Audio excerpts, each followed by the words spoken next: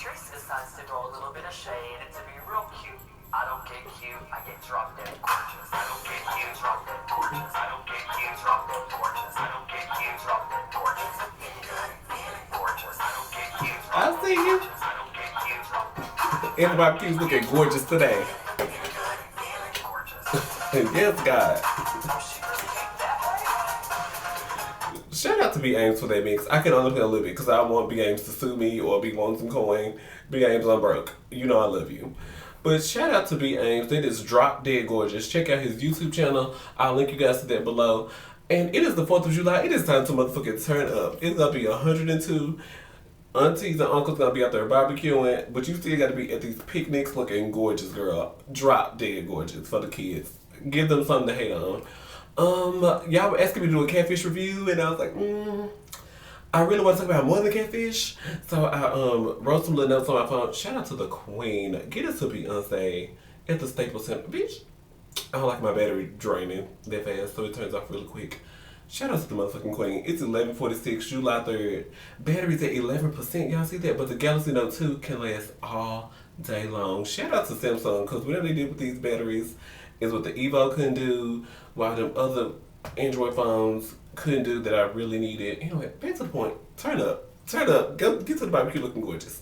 Catfish, 3 things. I think it's catfish, BT Awards, R&B Divas. Real quick. So Catfish, Anthony and Fremel, like, I started out feeling bad for Anthony, but when Fremel walked when he came out the house in that blue plaid polo, I was like, oh, this just took all my life. It just took all my life.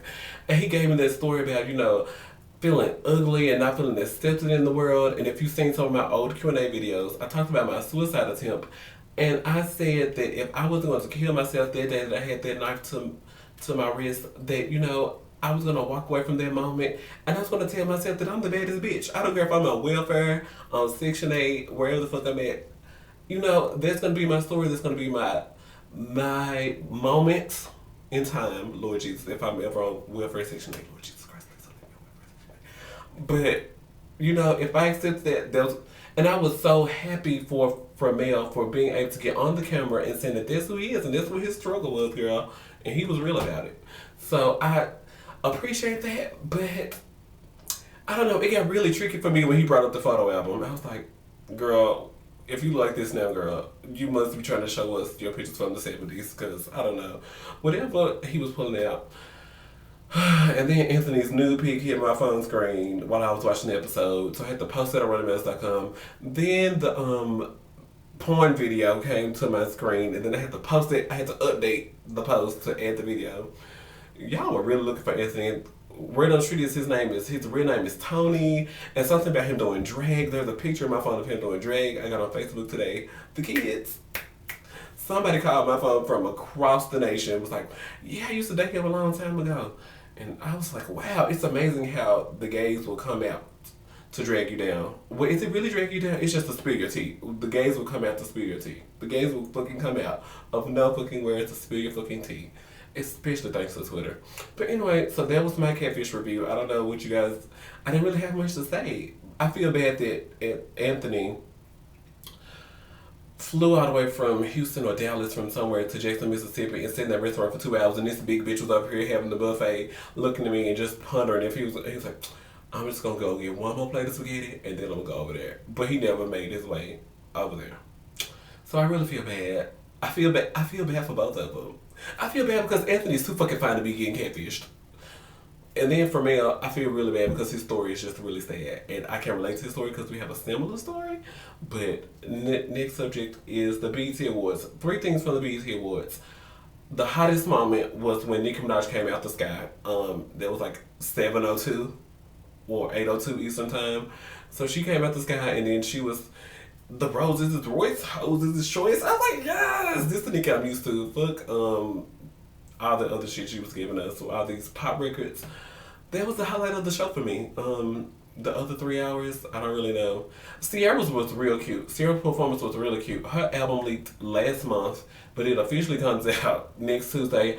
Go get that. Sierra, I'm kind of, but she did a really good job with this album. Sounds, this guy named Sounds, she really needs to stick with him. If she's not gonna go to Jazzy Face, she really needs to stick to Sounds. Cause I'm figuring out like songs like DUI, Sophomore, those songs that I really liked by her on this new album were produced by him. So if she's not gonna just go back to Jazzy Face, Sounds is definitely the guy to go for her next album. Maybe she needs to just do like the Brandy and Dark Child thing and just let Sounds produce a whole album for her. Hopefully the Sierra stands can get this to her. Sierra needs that. And there was one more thing. Chris Tucker is the house girl. No, it was Mariah Carey. I just feel like watching her performance. You know, like when you're doing it. Well, for us it's the fleet, but for ladies it's a dish. You know, like you push it up there, you push the dish up there, and you're just waiting. You're like, let it single around so you can know it's cleaning. You know, I'm just waiting. I was waiting for that moment. I was just watching Mariah Carey up there. And I was like, oh, I'm just waiting on that moment that I can go to the bathroom and release all this. Go push all this back out of me, girl. I do not want it. Don't. But yeah, Chris Tucker was whack.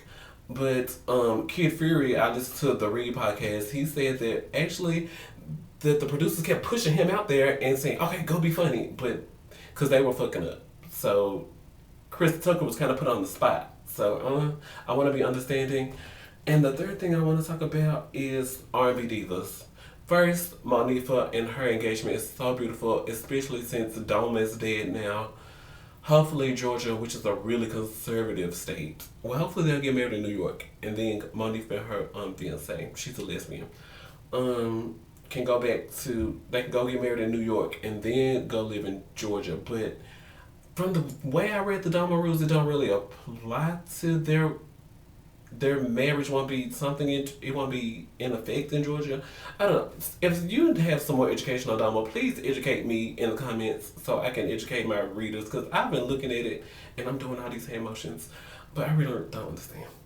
And then Monifa and Selena and Nikki Gilbert. You know, Nikki's complaining that they're portraying her in a really bad light, but it's like the camera can only work with what you give it. If you weren't giving them spazzing out at the charity event and lying something else, well, she didn't really lie about the charity. She said, you guys, I'm starting a charity, and Angie Stone, 35 years in the game, 2 top 20 hits in 30 years. Oh, I'm gonna donate $100. Bitch, that ain't can't even pay my phone bill. You claim you R&B diva, you gonna put your money where your mouth is, you out for $100 fucking. They can't even buy me a new camera. Anyway, Angie Stone was getting on my nerves the whole season. But the Selena thing about the workout DVD, if Selena's able to pull up emails with contracts and all these other things, I still think it's Nikki Gilbert again. And I love Brownstone, I love Nikki Gilbert. I think she's the best thing to happen since Whitney Houston, even though she doesn't realize it or show it to the world. I think Nikki Gilbert is like the number 2 best singer in the world, better than Beyonce. Lord, please don't let my comments be filled with hate. But yeah, those are my 3 things. It's July 3rd, middle of the night, turned up, about to go pack. I'm going out of town. Follow me on Instagram, Everyone That Matters. Follow me on Twitter, Everyone That Matters. Tweet me all weekends. I want to see what you got. I want to see you looking gorgeous at these picnics, at these barbecues. That's what the fuck I want to see. Be turned up. I want to see you looking drop dead gorgeous, okay? Drop dead. Let me rewind because I'm going to go out on this, on the little part. This fuck do a little bit of shade. It'd be real cute. I don't get cute, I get drop dead. Drop dead gorgeous. But anyway, I'm about to go and be turned up. Bye.